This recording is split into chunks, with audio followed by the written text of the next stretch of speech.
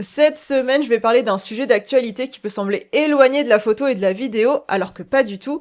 On va s'intéresser à la pénurie de disques SSD et de mémoire qui pointe le bout de son nez pour 2026, avec des prix qui en conséquence vont et ont déjà commencé à augmenter. Alors, je ne suis pas là pour vous faire peur, ni pour verser dans le sensationnalisme. Cette vidéo a uniquement pour but de vous aider à anticiper et voir s'il serait pertinent pour vous d'acheter un disque SSD dès maintenant, plutôt que de reporter cet achat à plus tard. Un disque SSD est un boîtier qui contient des puces de mémoire flash pour stocker nos données, photos, vidéos, fichiers musicaux, etc. On peut même y mettre nos bibliothèques Lightroom pour stocker nos fichiers photos en RAW, ou encore nos bibliothèques Final Cut pour le montage.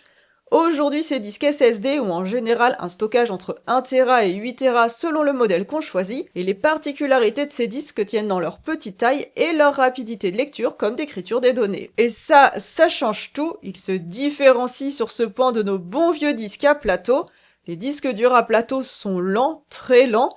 Ils sont intéressants pour sauvegarder de gros volumes de données que l'on consulte rarement, on parle alors de sauvegarde froide.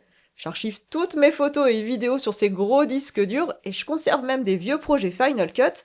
Mais si je viens à avoir besoin des données contenues sur ces disques durs à plateau, par exemple pour monter une vidéo YouTube, j'ai intérêt à m'armer de patience. Je ne peux pas travailler au quotidien avec des disques à plateau, ils sont trop lents, bien qu'utiles pour de l'archivage, alors qu'avec un disque SSD, on a un stockage rapide qui permet de monter une vidéo YouTube dont la bibliothèque est sur l'un de ces disques, ou de traiter des RAW dans un logiciel de traitement tout en ayant sa bibliothèque directement sur un SSD externe. La rapidité de lecture, d'écriture et de transfert des données est le point fort des SSD.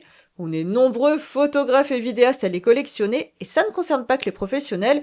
J'ai depuis longtemps des SSD pour y sauvegarder mes photos et vidéos de souvenirs, que ce soit pour les voyages comme pour les photos et vidéos de famille. Aujourd'hui, le SSD externe remplace le stockage interne qu'on paye à prix d'or dans nos ordinateurs. Les utilisateurs de Mac comprendront tout de suite à quoi je fais référence. D'ailleurs, si vous envisagez d'acheter un ordinateur Apple, limitez-vous à une capacité de stockage de 512 Go en interne et achetez un disque SSD externe à côté. Cela vous reviendra moins cher et votre disque SSD externe vous suivra de nombreuses années. Oui, mais voilà, cette rapidité des composants utilisés dans les SSD attise les convoitises actuellement. Il n'y a pas que le grand public qui convoite ces puces de silicium ultra rapides. L'industrie de l'intelligence artificielle aime beaucoup cette technologie, et c'est là que les problèmes arrivent, en tout cas pour nous. On a globalement que quelques acteurs qui produisent la mémoire flash contenue dans nos SSD, parmi eux Samsung, Kioxia, Toshiba, SK Hynix et les américains Micron et Western Digital. Micron, vous les connaissez parce que ce sont eux qui commercialisent des disques SSD cruciaux, connus pour leur excellent rapport qualité-prix. C'est d'ailleurs sur ces disques externes que j'ai une de mes bibliothèques Lightroom, et je viens d'acheter un second disque crucial de 8 Tera, et je crois que j'ai bien fait. Micron vient en effet d'annoncer l'arrêt de la commercialisation de ces SSD pour le grand public. Crucial vient de disparaître d'un coup, dans une industrie qui fonctionne déjà à flux tendu. De quoi augmenter la pénurie de disques avec un acteur en moins, et par conséquent augmenter les tarifs du fait de la moindre concurrence. Les fautifs sont les différents acteurs de l'IA qui ressemblent à de véritables ogres qui engloutissent toute la production de ces puces. Ils ont besoin de rapidité, tout ça dans des volumes énormes. Et comme les investisseurs se ruent sur cette révolution technologique, l'argent coule à flot dans cette course pour devenir le leader sur le marché de l'IA. Conséquence, Micron a réorienté toute sa production future vers les entreprises de l'intelligence artificielle. Toutes les lignes de production seront désormais allouées à l'IA qui paye bien mieux et en avance. Résultat pour le grand public consommateur de disques SSD et de mémoire RAM, une offre qui se raréfie et des prix qui grimpent. Il reste malgré tout les deux plus gros, Samsung et SK Hynix, sauf que ces derniers ont clairement annoncé qu'ils n'avaient pas l'intention d'augmenter leur production. Naïvement, on aurait pu imaginer avoir d'un côté des disques SSD produits pour le grand public et des chaînes de production pour les entreprises de l'IA. Micron n'a pas fait ce choix, et visiblement Samsung et SK Hynix assument la future pénurie de disques SSD, alors que la demande croît du côté de l'IA. Les acteurs du secteur n'ont pas choisi d'augmenter leur production parce que créer de nouvelles lignes de production coûte cher, très cher. Ça demande aussi du temps pour faire sortir de terre les usines et plusieurs années pour amortir ces coûts. Or, le doute plane aujourd'hui, l'IA s'emballe vite, très vite, et beaucoup d'institutionnels de la finance craignent une bulle IA à la manière de la bulle Internet des années 2000. Imaginez que Samsung construise des usines pour produire plus de puces et que la bulle IA éclate soudainement, ils se retrouveraient alors en surproduction avec des prix qui chutent, une rentabilité qui s'effondre et un risque pour l'entreprise.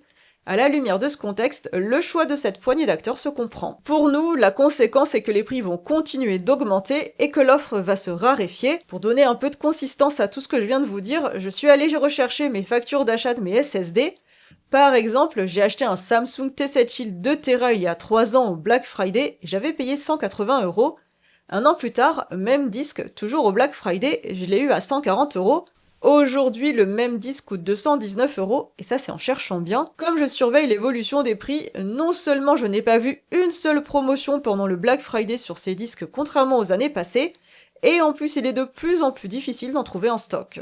Ceci étant dit, en quoi est-il utile d'avoir un SSD pour la photo et la vidéo ? Première utilité, la sauvegarde. Un disque SSD permet de sauvegarder nos images et d'y accéder très rapidement. Et on parle ici de sauvegarde dont les données sont utilisées régulièrement.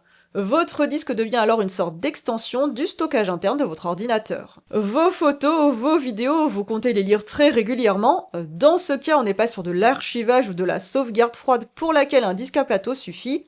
Il vous faut un disque SSD qui offrira des débits importants afin de voir vos images avec la même vitesse d'exécution que si elles étaient dans votre ordinateur. Pour cet usage, je conseille d'opter pour un disque SSD de 2 Tera minimum, et idéalement 4 Tera, selon bien sûr votre pratique, amateur ou professionnel, et la taille de vos fichiers. Pour les pros, ou si vous comptez vous lancer, je conseillerais même d'opter pour un 8 Tera afin de voir venir. Deuxième utilité d'un disque SSD, c'est pour déporter la bibliothèque d'un logiciel photo ou de montage. Dans ce cas, au lieu d'avoir mes bibliothèques dans le disque interne de mon ordinateur, je les mets dans les disques SSD externes. Ce choix permet de diminuer le stockage interne de mon ordinateur, stockage interne qui coûte cher encore une fois, et qui de toute façon ne sera jamais suffisant quand on a de nombreux projets. Pour un usage photo avec une bibliothèque, Lightroom ou tout autre logiciel de traitement photo, je conseille au minimum 4 Tera pour le traitement des RAW par exemple. Moi j'ai depuis peu un disque de 8 Tera de chez Crucial, justement on en parlait, et ça me permet de stocker ma bibliothèque Lightroom et de traiter mes photos comme si elles étaient dans mon ordinateur. Pour un usage vidéo avec de grosses bibliothèques Final Cut ou tout autre logiciel de montage, je conseille un disque de 4 Tera minimum et idéalement 8 Tera. Et évidemment, ce choix dépend de l'ampleur de vos projets.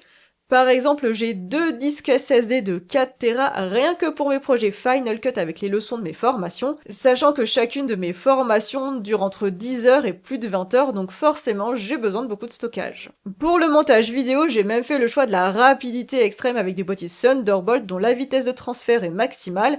Ces boîtiers nécessitent que votre ordinateur soit équipé de ports USB-C compatibles avec la norme Thunderbolt, ce qui est le cas de tous les Mac récents. À l'intérieur de ces boîtiers, j'ai inséré une barrette SSD NVMe de 4 Tera, et vous verrez que le boîtier plus la barrette ce n'est pas donné.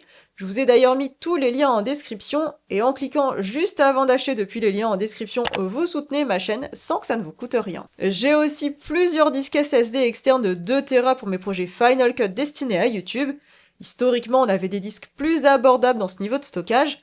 Ça me permet aussi d'avoir des disques par thématique, par exemple un disque pour les tests de boîtier, un autre pour les objectifs Lumix, un autre pour les objectifs Sigma, je pense que vous comprenez l'idée. J'accède quotidiennement à mes différents projets, il me faut donc impérativement des SSD pour mes projets YouTube. Troisième utilité d'un disque SSD, c'est l'enregistrement de nos photos vidéos depuis notre appareil photo. Ça concerne plutôt les appareils photo Lumix où on a de nombreux boîtiers capables d'enregistrer directement sur SSD. Certains iPhones aussi sont concernés. Encore aujourd'hui, le disque SSD est une solution économique pour s'acheter un maximum de stockage avec une rapidité maximum. À côté d'une carte CF Express ou d'une carte SD UHS-2, le tarif du SSD reste plus abordable, en tout cas à ce jour. Pour mes appareils photo Lumix, j'ai un disque SSD de 2 Tera. D'ailleurs, ça ne sert à rien de brancher un boîtier avec un stockage plus important. Il ne sera pas compatible avec votre appareil photo Lumix, c'est 2 Tera maximum. Brancher un disque SSD, ça permet de photographier en rafale avec des vitesses d'écriture bien plus rapides, ça concerne aussi les photographes, et en vidéo, on bénéficie d'un stockage plus abordable. Je filme par exemple toutes mes leçons de formation, mais aussi toutes mes vidéos YouTube sur SSD, comme en ce moment. Je photographie aussi souvent en rafale sur SSD. Et quand on a un iPhone qui peut enregistrer sur SSD, on peut alors diminuer la note en prenant un stockage interne le plus bas possible au moment de l'achat. Cette vidéo n'a évidemment pas pour but de vous faire peur, mais bel et bien de vous aider à savoir si vous avez besoin à moyen terme d'un disque SSD. Si vous vous sentez concerné par les pratiques que j'ai évoquées, n'attendez pas une promotion, il y a peu de chances que cela arrive. Moi j'ai attendu toute la période du Black Friday et il n'y a eu aucune réduction. alors que d'habitude, j'achète mes SSD à cette période. Vu l'état des lieux du marché et la demande croissante venue de l'IA, les prix devraient continuer d'augmenter, sans compter les risques de pénurie, sauf si la bulle IA éclate. De toute façon, Micron a vendu toute sa production 2026 et 2027 aux entreprises de l'intelligence artificielle. Alors si vous sentez que vous avez besoin d'acheter un disque SSD pour votre pratique photo-vidéo, je vous mets des références de disques SSD dans la description. Ce sont uniquement des disques que j'ai achetés et donc testés depuis longtemps. En achetant en plus depuis les liens en description, vous soutenez mon travail. Dites-moi en commentaire si vous aussi vous cumulez les SSD, est-ce que c'est un outil qui vous concerne? Je suis curieuse de connaître votre manière de gérer le stockage de vos photos et vidéos. Moi je vous donne rendez-vous dans une formation ou la semaine prochaine sur YouTube.